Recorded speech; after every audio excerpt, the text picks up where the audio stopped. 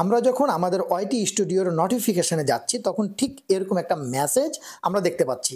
কি লেখা আছে? Protect your channel from malware.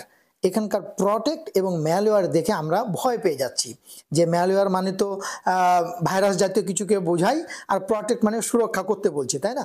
ভয় পাওয়ার কোনো কারণ নেই, কথাটা আগে বুঝেন তাহলেই হবে।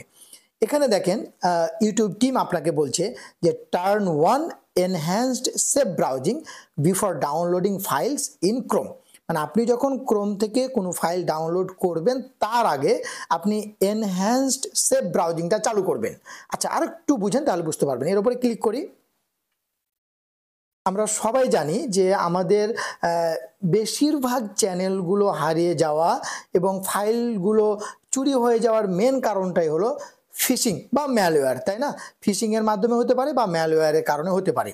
ইউটিউব টিম আপনাদেরকে বলছে আপনি যদি এই এনহ্যান্সড সেফ ব্রাউজিংটা চালু করেন তাহলে আপনি এই ফিশিং এবং এই ম্যালওয়্যার থেকে বেঁচে যেতে পারেন। সেটা কোন কোন মাধ্যমে?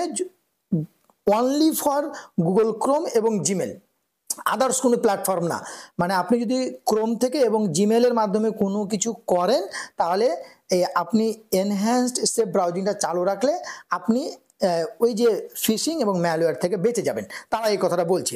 এখানে আরও দুই একটা কথা মনে রাখেন যে তারা বলছে আপনি যখন কোনো ওয়েবসাইট থেকে ডেঞ্জারাস ফাইল ডাউনলোড করবেন কিংবা কোনো ওয়েবসাইটস ভিজিট করবেন, কোনো এক্সটেনশনস ডাউনলোড করবেন, এগুলো ডাউনলোড করার সময় যদি সেখানে কোনো ম্যালওয়্যার থাকে তারা আপনাকে ইনস্ট্যান্টলি নোটিফিকেশান দিবে যে এই ফাইলসটাতে প্রবলেম আছে, আপনি এটা ডাউনলোড করিয়েন না। খুব ইম্পর্টেন্ট জিনিস, ঠিক আছে?